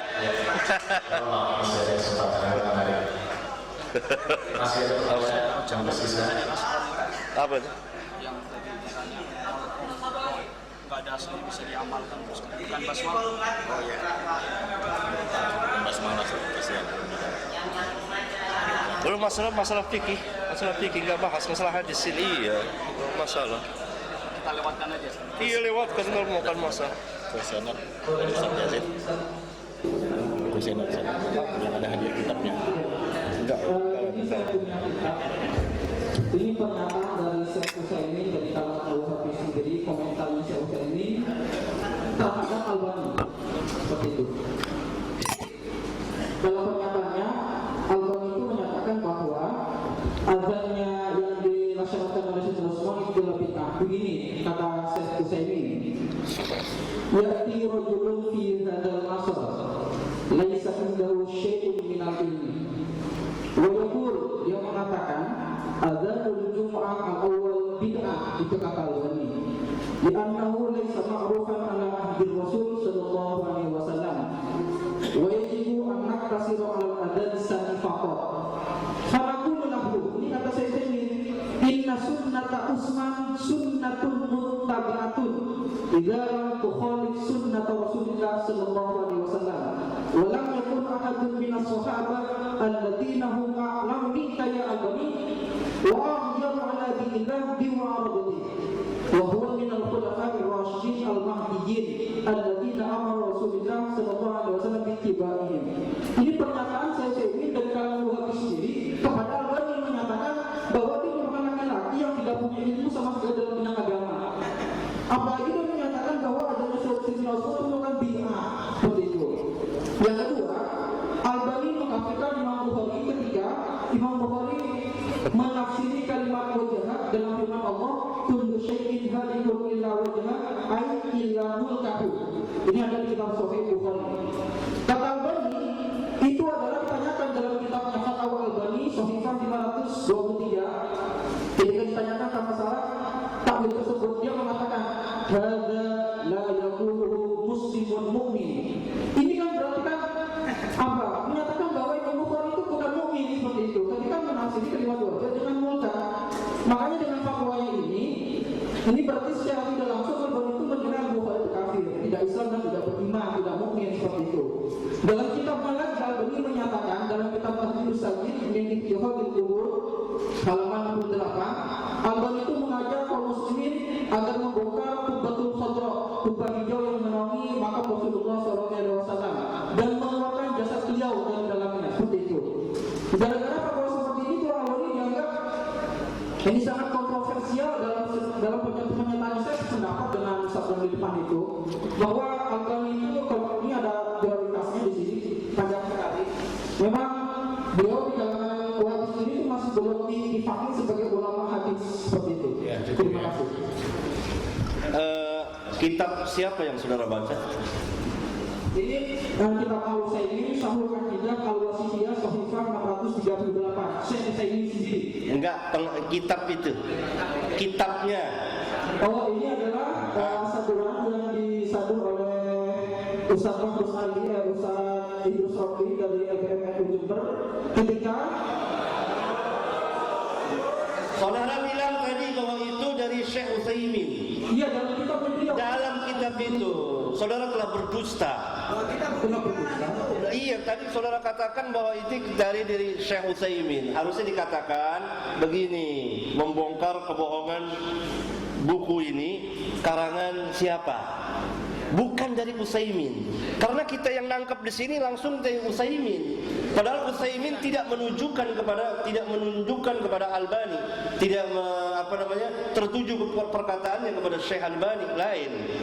Tapi kan bisa dijelaskan rojinya kitab ini kalau maksudnya. Iya. Tapi tidak disebut Syekh Albani di situ. Tidak disebut Syekh Albani di situ. Itu adalah pernyataan beliau kepada sahabat yang silakan dibikin enggak. Iya. Ya, maka itu harus dilihat dulu bahwa pertama harus dari kitab ini. Saya sebut dari kitab ini halaman berapa? Tadi di sana 623 tadi. Nah, Agak terakhir bisa. Biografi masalah imam-imam Wahabi di sana ada semua dari Al-Bani yang sama juga ada Syekh ini. enggak ada. Enggak ada. Sampai dilanjutin. Enggak perlu dicek terlebih dahulu bahwa ini perkataannya ada memutar balik, dan saya akan jawab satu persatu. Ya kan? Karena yang mengarang ini adalah jelas mereka yang memusuhi sunnah. Daripada a'da'us sunnah yang memang menyerang sunnah dan ahlu sunnah. Karena itu diputar-balikan perkataan Syekh Utsaimin tidak tertuju kepada Syekh Albani, lalu dikatakan kepada Syekh Albani. Buktikan aja, Pak. Iya, memang betul. Nanti Gitu. bisa keluar. Iya.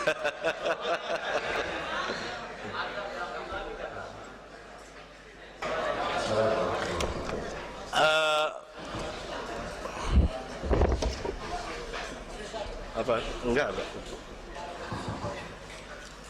Saya akan menjawab ini karena berkaitan dengan fitnahan yang bertubi-tubi yang orang fitnahkan kepada Syekh Albani rahimahullah taala yang tidak ada pada beliau.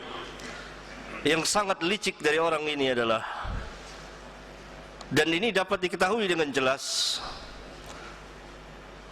Syekh Albani betul berpendapat bahwa azan 2 kali pada hari Jumat saat ini tidak tepat karena telah hilang ilatnya.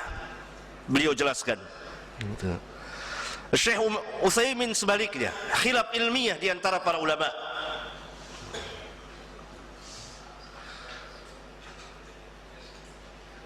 Sayangnya orang ini tidak membawakan perkataan Syekh Utsaimin yang begitu banyak yang memuji Syekh Albani. Salah satunya saya bawakan saja. Ketika Syekh Utsaimin bertakziah atas wafatnya Syekh Albani kepada istrinya, bahwa umur beliau sunnah semuanya, hidupnya dan matinya berada dalam sunnah. Itu takziah Syekh Utsaimin kepada Syekh Albani. Dan pujian-pujian yang lain banyak sekali. Jadi Di sini dibawakan perkataan, betul Syekh Utsaimin mengatakan perkataan ya'ti rajulun fi hadzal 'asr. Yang dimaksud bukan Syekh Albani. Kalla thumma kalla. Kelicikan penulis untuk menyudutkan Syekh Albani.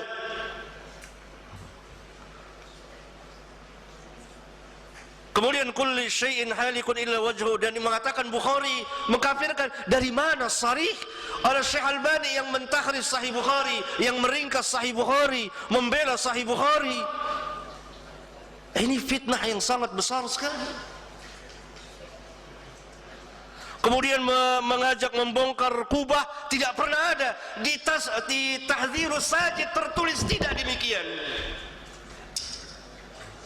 Sama sekali tidak demikian. Bukan itu, hanya dipotong-potong, dipenggal-penggal. Kenapa Syekh Albani? Karena Syekh Albani fi hadzal 'asr dia menegakkan sunnah bersama saudara-saudaranya, menjelaskan tentang manhaj salaf, menghancurkan bid'ah dan ahlinya, menegakkan tauhidullah, menghancurkan kesyirikan dan ahlinya, bersama saudara-saudara yang lain, menampakkan manhaj salaf, mendakwakan. Kami tidak mengatakan bahwa Syekh Albani maksum, tidak, ada kesalahannya. Kemusuhan terhadap para ulama ahlu sunnah wal jamaah, sampai Syekh Utsaimin dan Syekh bin Bas dan lain-lain para ulama juga terkena fitnahan. Bahkan tidak aneh, dahulu Asy-Syafi'i juga dikenal, dituduh berbagai macam tuduhan dan lain sebagainya. Oleh karena itu kita harus adil dan periksa kitab-kitabnya langsung.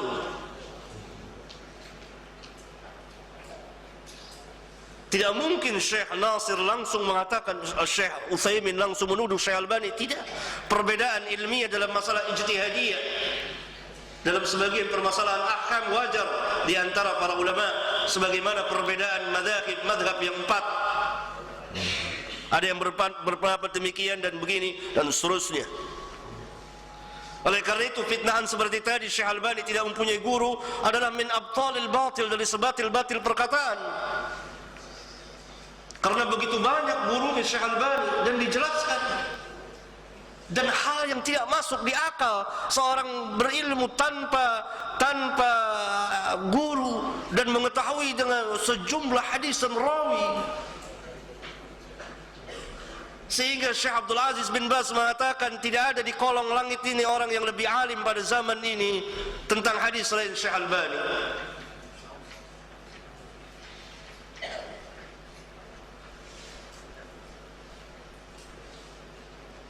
Nah, harus ada bukti.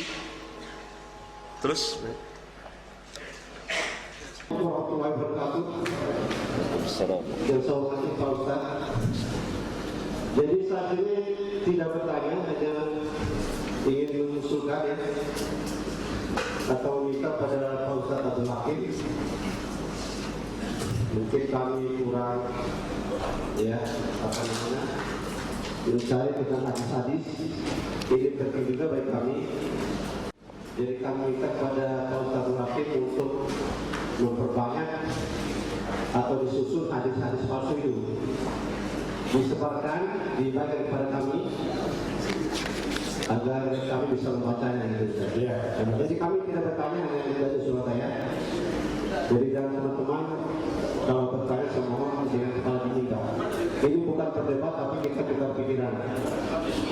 Assalamualaikum warahmatullahi wabarakatuh. adapun saran saya telah membuat sudah lama hadis-hadis, enggak ini punya saya. Hadis-hadis mana dia punya saya? Ini dia. Hadis-hadis dhaif dan maudhu. Saya karang dan saya jelaskan. Saya hadiahkan tadi sama yang tanyakan saran. Ya.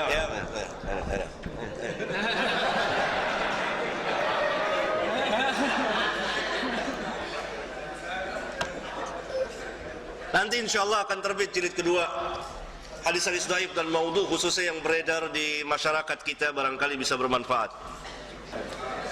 Sama saya Bapak, saya ingin membahas Syekh Albani. Tadi saya mendengar salah satu hadis yang dikatakan maudhu. Mari kita meneliti tentang ayat Quran yang berbunyi wabtagu ilaihil wasilah. Wasilah ditafsirkan oleh Al-Imam Syafi'i adalah Siapa? Carilah wabtagu ilaihil wasilah, carilah kepada Allah wasilah. Ditafsirkan oleh Imam Syafi'i adalah sesuatu yang mendekatkan diri kepada Allah. Apapun perbuatan yang mampu mendekatkan diri kepada Allah, itu menurut Imam Syafi'i adalah wasilah. Terus orang yang berziarah kubur, orang yang bertawassul dikatakan musyrik. Takrif musyrik di dalam kitab kabar antah budak ghairah, seseorang yang menyembah kepada Allah kepada selain Allah, menyembah batu, menyembah gurunya, bahkan menyembah nabinya pun itu adalah musyrik. Tetapi orang yang mempunyai keyakinan hanya kepada Allah yang menyembah, terus dia mendekatkan diri melalui para nabi, para Rasulullah. Di dalam kitab kabair bab tentang musyrik itu tidak termasuk musyrik.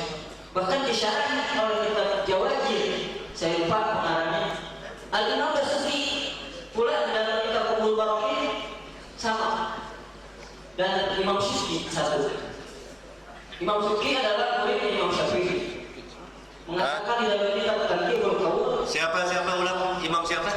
Imam Syuki. Imam Syuki muridnya? Imam Nawawi. Imam Syafi'i.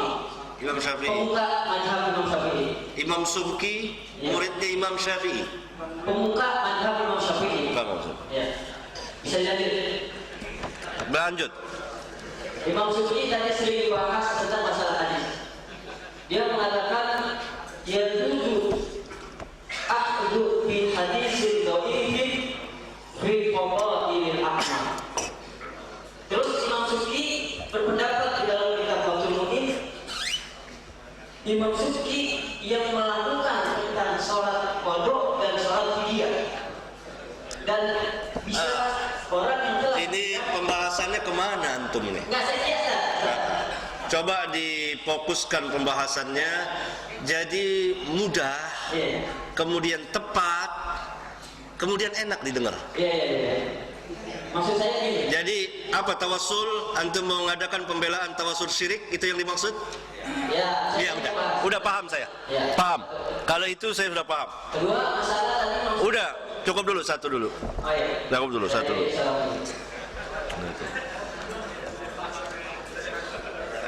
Paham. Yani wabtagul al-wasilah, para ulama sepakat menerjemahkan apa al-qurb, taqarrub, mendekatkan diri kepada Allah. Dengan apa? Mendekatkan diri kepada Allah dengan apa? Dengan amal saleh, amal taat. La khilafa bainal mufassirin. Tidak ada perselisihan di antara ahli tafsir. Silahkan baca tafsir yang sangat besar, tafsir oleh Al-Hafidz Ibnu Katsir dalam menafsirkan ayat tadi. Taqarrub, mendekatkan diri kepada Allah dengan amal taat, amal yang Allah ridhoi. Mengerjakan apa yang Allah syariatkan. Ini tidak ada perselisihan. Tidak ada tafsiran para ulama menafsirkan bahwa wasilah tawassul adalah meminta kepada Allah dengan perantara Nabi, dengan perantara Syekh Abdul Qadir Jilani, dengan perantara Syekh Fulan. Lalu apa perbedaannya kita dengan kaum musyrikin pada zaman dahulu ketika mereka meminta kepada Allah dengan perantara berhala, liyuqarribuna ilaihi zulfa, agar mereka mendekatkan kami kepada Allah dengan satu pendekatan. Orang-orang musyrik mengatakan kami tidak menyembah berhala itu illa liyuqarribuna ilaihi zulfa, melainkan agar supaya berhala-berhala itu mendekatkan kami kepada Allah dengan satu pendekatan. Tidak ada perbedaannya sama sekali. Oleh karena itu tidak pernah dilakukan oleh para sahabat kubur Nabi sesudah beliau wafat lalu meminta kepada Allah dengan perantara Nabi yang telah mati, tidak pernah dijumpai satupun riwayat. Apakah kita mau mengatakan bahwa kita lebih alim dari sahabat, kemudian tabi'in, kemudian tabi'ut tabi'in, kemudian atba'ut tabi'in, kemudian a'immatul arba'ah, termasuk al-Imam Syafi'i, pernah mereka berbuat demikian? Kalla thumma kalla. Tunggu, saya akan menjawab itu. Saudara tenang aja, katanya tenang. Tenang aja. Saya menjawab, kalau enggak selesai. Ini bukan ilmu lagi. Kasih minum.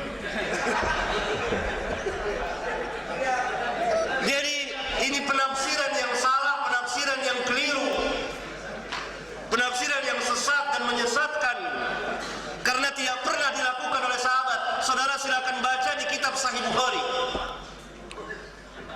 Di kitab Sahih Bukhari dalam kitab Al-Istisqa,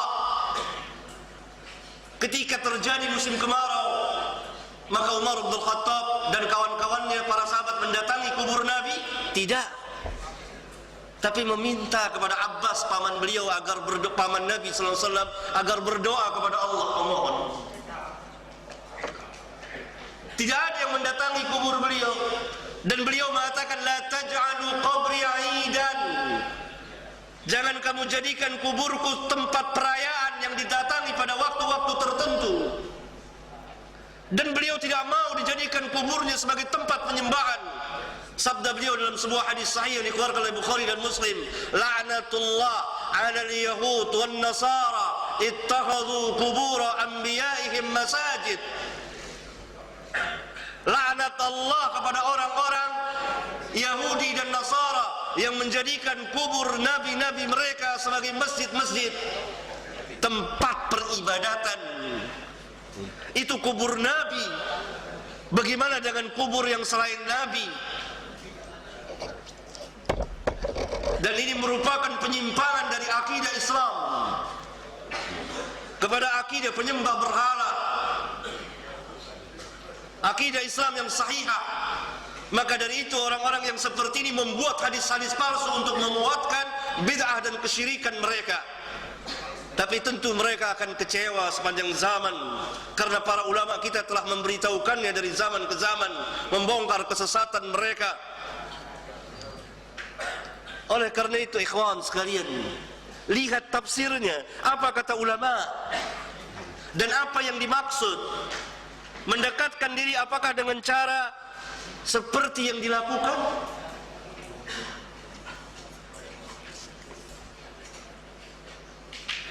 Sudah waktu.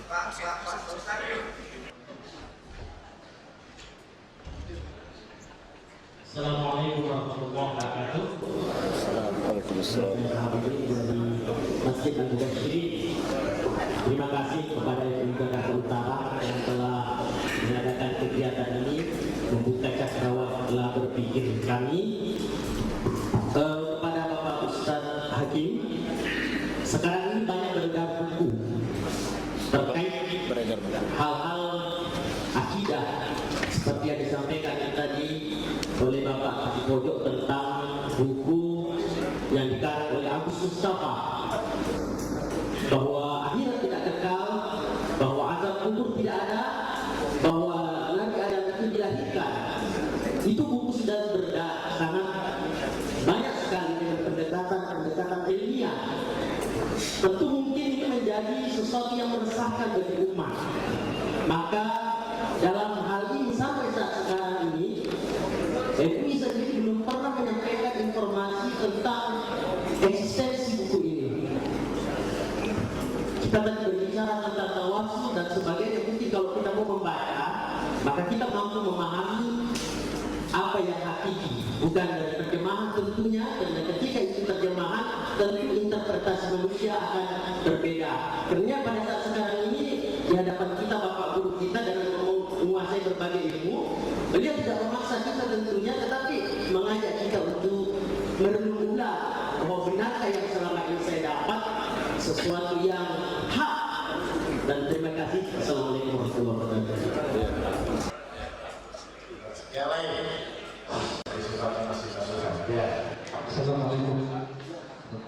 Assalamualaikum warahmatullahi wabarakatuh. Gimana tadi? Ya. Berdiri. Mana? Saya ucapkan selamat kepada Ustaz Hakim dan teman-teman yang banyak bergerak soal bid'ah yang banyak terjadi di masyarakat Indonesia. Gitu ya. Tapi ada hal yang saya tuh masih tanda tanya menyangkut berita yang kelihatannya kok begitu melebar gitu kan. Dan saya yaitu begini Ustaz, bagaimana pendapat Ustaz? Ya, misalkan ada sekelompok orang bersepakat dalam menghidupkan salah satu sunnah Rasulullah, misalnya menanam pohon ataupun menjual. Nah, untuk rapinya organisasi itu, rapinya kelompok itu dibentuk misalkan suatu nama, misalkan Majmu'atun Nur Sunnah, seperti itu kan. Nah, bagaimana dalam itu pertanyaan kita?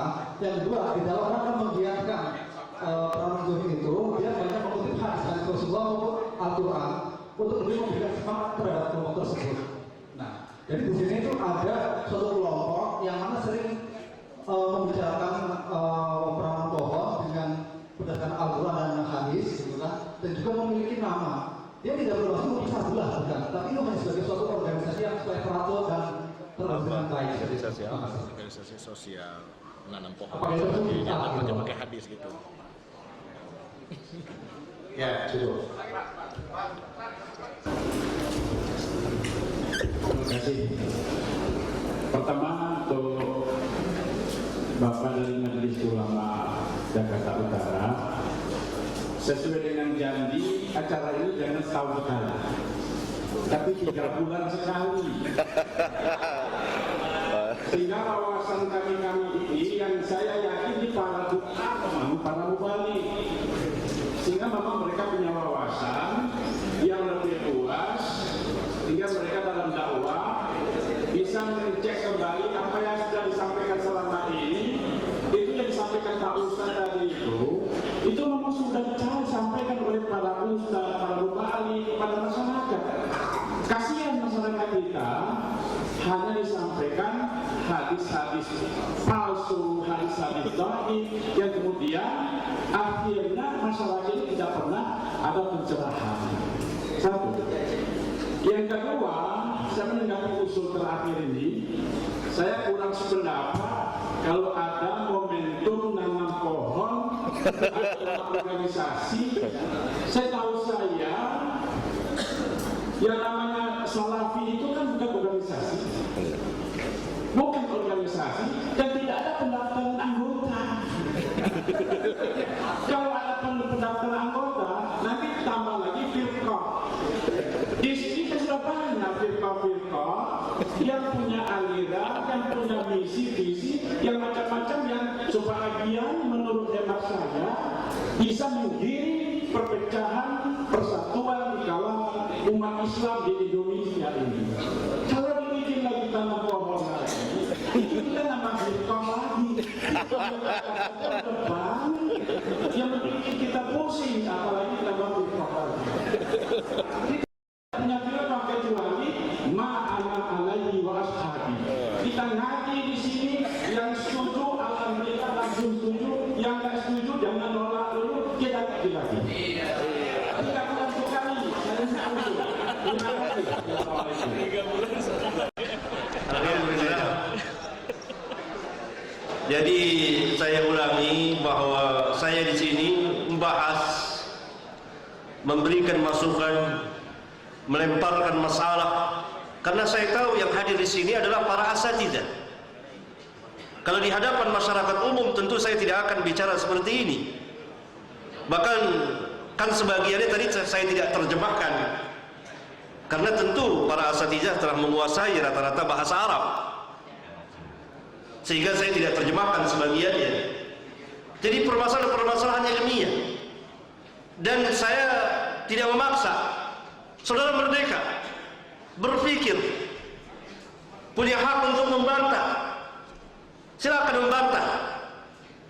Kalau tidak selesai, maka kita bertemu. Saya sering bertemu dengan para asatidzah, mungkin di perpustakaan yang ada kitab-kitab bahasa Arabnya, berjam-jam duduk bahas ilmiah. Kemudian masalah perpohonan tadi, Kalau di hadis-hadis sahih banyak sekali dijelaskan keutamaan menanam. Bahkan Islamlah yang pertama kali menetapkan adanya penghijauan. Saya sempat mengumpulkan sebagian hadis yang begitu banyak, tetapi tidak perlu membuat kelompok, karena penghijauan bisa dilakukan oleh masyarakat siapa saja. Dan para ustadz, para pelajar membacakan di majelis atau di khutbah Jumat tentang kebesaran, kemuliaan, ketinggian ajaran Islam, bahwa Islamlah yang pertama kali memerintahkan, menganjurkan penghijauan. Tidak perlu dibuat satu kelompok sehingga nanti akan menimbulkan kelompok. Nanti kalau mau buat lagi yang lain, bikin lagi kelompok dan lain sebagainya. Subhanakallahumma wa bihamdika asyhadu an la ilaha illa anta astaghfiruka wa atubu ilaik.